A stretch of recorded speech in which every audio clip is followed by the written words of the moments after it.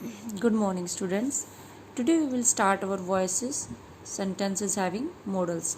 हम वो sentences करेंगे जिनमें modals होते हैं. तो sentences की active में formation क्या होती है modals की? Active modals. एक्टिव वॉइस में क्या होता है? मॉडल्स के साथ वर्ब की फर्स्ट फॉर्म. लेकिन जब वो पैसिव में जाएंगे तो भी रहे तो ये उनके साथ वर्ब की फर्स्ट फॉर्म भी, लेकिन फॉर्मेशन कैसे चेंज होगी? Modals plus be plus verb की थर्ड फॉर्म. बी क्या होगी? First form of. ठीक है ना. मॉडल्स के साथ तो फर्स्ट फॉर्म का रूल है, वो जो फर्स्ट फॉर्म लगती है वो रूल कौन कर पूरा करेगा? बी. ठीक है ना. बी वाज बीन जैसे होता है हमारा, तो बी फर्स्ट फॉर्म में मॉडल के साथ हम वो लगा देंगे ताकि उसका मॉडल्स जो रिक्वायरमेंट है कि भाई मॉडल्स के साथ फर्स्ट फॉर्म आती है तो वो तो बी हो जाएगी. लेकिन जो पैसिव वॉइस में कहते हैं कि भाई पास्ट पार्टिसिपल लगता है वो बाद में आ जाएगा. तो सेंटेंसेस करके देखेंगे हम. आपका पहला सेंटेंस है you must not ignore the rules. अब इसको हम कैसे करेंगे? देखिए हमने क्या कहा है, मस्ट जो हमारा मॉडल है उसके बाद बी प्लस पास्ट पार्टिसिपल कर देंगे.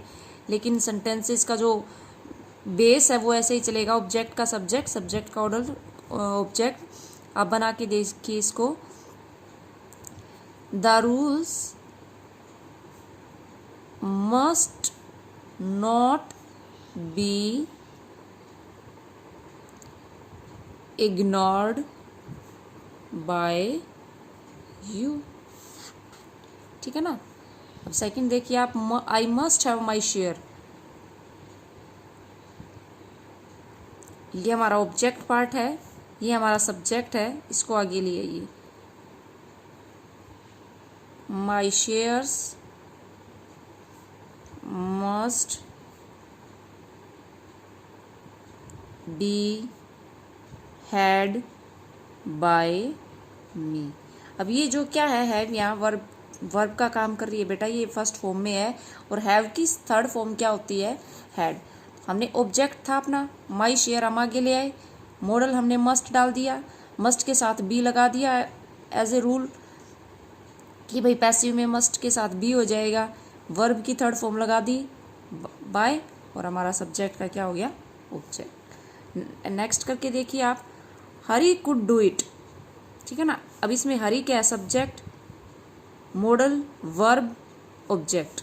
ऑब्जेक्ट को सब्जेक्ट बनाइए, इट मॉडल लेके आइए, कुड इसके साथ बी लगाइए. जैसा कि हमने आपको यहाँ बताया था, मॉडल जब एक्टिव से पैसिव में जाएंगे तो क्या हो जाएगा? Modals plus be plus verb की थर्ड फॉर्म. अब मॉडल्स हमने लगा दिया, बी लगा दिया. It could be third form ले आइए. डू की क्या होती है? Done. It could be done किसके द्वारा? बाय हरी. वेरी सिंपल है ये. एक बार थोड़ा सा बना के देखेंगे, प्रैक्टिस करेंगे. You will go through it, you will do. Next देखिए. What should he do now. अब व्हाट शुड यहाँ क्वेश्चन है. क्वेश्चन को क्वेश्चन ही रहने देंगे, क्वेश्चन हमें खत्म नहीं करना. क्वेश्चन वर्ड यहाँ पुट कीजिए व्हाट. सब्जेक्ट नेम में आप सीधा इसको ले आइए, हेल्पिंग वर्ब को आगे. What should. मॉडल्स के साथ क्या लगेगा? बी. डू की थर्ड फॉर्म डन. बाय ही का क्या हो जाएगा? हिम. और ये क्या है हमारा? ऐसे कैसा रह जाएगा? नाउ कि भाई अब ये उसको टाइम बता रहा है, adverb of time. What should be done by him now. ठीक है ना बेटा. दीज आर द सेंटेंसेस जो मॉडल्स के साथ हमारे यहाँ एक्टिव में आते हैं, उनको पैसिव में कैसे चेंज करते हैं. These are very easy. Now we will come to the imperative sentences. Imperative sentences कौन से होते हैं बेटा? वो sentences जो verb से शुरू होते हैं, जो किसी सब्जेक्ट से शुरू ना हो के सीधा वर्ब से शुरू होते हैं, वो हमारे क्या कहलाते हैं? इम्पेरेटिव. इम्पेरेटिव में क्या होता है? ऑर्डर्स, कमांड्स दिए होते हैं. जैसे ही मतलब क्या है, एक तो सब्जेक्ट हमारा शुरू करता है, लेकिन जब हमारी वर्ब शुरू करने लग जाए सेंटेंस को तो वो क्या बन जाते हैं? इम्पेरेटिव. इम्पेरेटिव को करने के कितने मेथड होते हैं? दो होते हैं. एक तो क्या होता है कि पहले में क्या लग जाएगा? लेट से अगर हम बनाएंगे तो क्या हो जाएगा? Let plus be plus verb की थर्ड फॉर्म. जब अगर हमें लेट से सेंटेंस बनाना है, लेट से हम ज़्यादातर वो बनाते हैं जिसमें सब्जेक्ट आपको ही समझा जाए कि भैया आपके लिए कह रही है, लेकिन हम दोनों तरीके से बना लेते हैं, इसमें कोई दिक्कत नहीं है. दूसरा हम लगाते हैं यू आर एडवाइज्ड. उसमें हम वर्ड देख लेते हैं कि भाई ये एडवाइस दी जा रही है, ऑर्डर दिया जा रहा है या रिक्वेस्ट की जा रही है, तो उनमें से हम एडवाइस, ऑर्डर या रिक्वेस्ट कोई भी एक वर्ड करके प्लस इन्फिनेटिव यूज़ करते हैं। तो आप दोनों तरह से बना सकते हैं इसको। अब फर्स्ट सेंटेंसेस देखिए, शट द डोर, ठीक है ना, ये ऑर्डर आ रहा है आपका, तो इसको दो तरह से बना सकते हैं। अगर लेट से बनाएंगे तो क्या आएगा, लेट द। अब देखिए लेट के बाद क्या है, subject, let the door, subject आ गया हमारा, लेट आ गया, सब्जेक्ट आ गया, अब क्या आएगा, be, let the door be shut, ठीक है ना। अगर हमें इसको दूसरी तरह से बनाना हो तो you are ordered to shut the door, ठीक है ना बेटा। अब इसमें देखिए लेट मी ट्राई दिस सम, अब ये लेट से शुरू हो रहा है, कोई दिक्कत नहीं है, आप आराम से कीजिए इसको। Let me try this sum, let आपका आगे आ गया, let this sum be tried by me, ठीक है ना, let this sum be tried by me.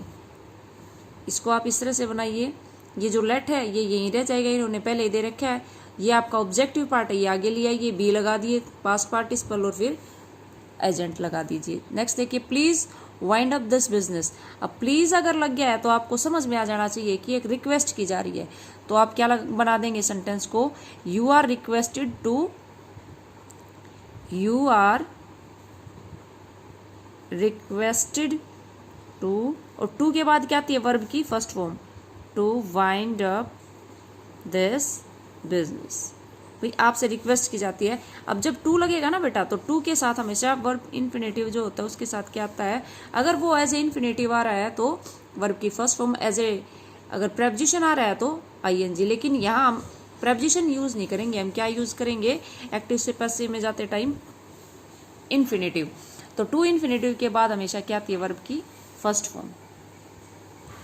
Kindly go through this book, अब काइंडली मतलब क्या है कि यहाँ भी आपसे रिक्वेस्ट की जा रही है, ठीक है ना, तो अब यू आर रिक्वेस्टेड,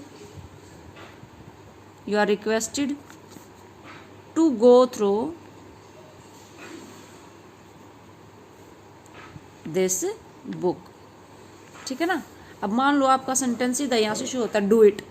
अब इसको आप दोनों तरह से हो सकता है, एक तो यह है कि भाई आप लेट से करोगे तो क्या होगा, लेट सब्जेक्ट, लेट लगा दिया, सब्जेक्ट लिया ये इट के साथ be plus the done, let it be done, जैसा कि आपको बताया था, let plus be plus third form, let subject be और डन। अगर आप ऑर्डर इसको समझे तो you are order to do it, you are ordered to do it, इस तरह से ये हो जाएंगे आपके। अब लास्ट देखिए आपका क्या है, call in the doctor, call in the doctor में आप देखिए कमांड दी है भी डॉक्टर को बुलाओ, तो क्या आ जाएगा, दो तरीके से बन सकता है ये आपका, let the doctor be called in, ठीक है ना, चलो डॉक्टर को बुलाया जाए, ठीक है ना। अगर आप इसको ऑर्डर करते हैं तो you are order to call the doctor, ठीक है ना। अब इन सेंटेंसेस की आप प्रैक्टिस कीजिए, एक्सरसाइज सॉल्व कीजिए। If you face any difficulty then you can ask. Thank you, have a nice day.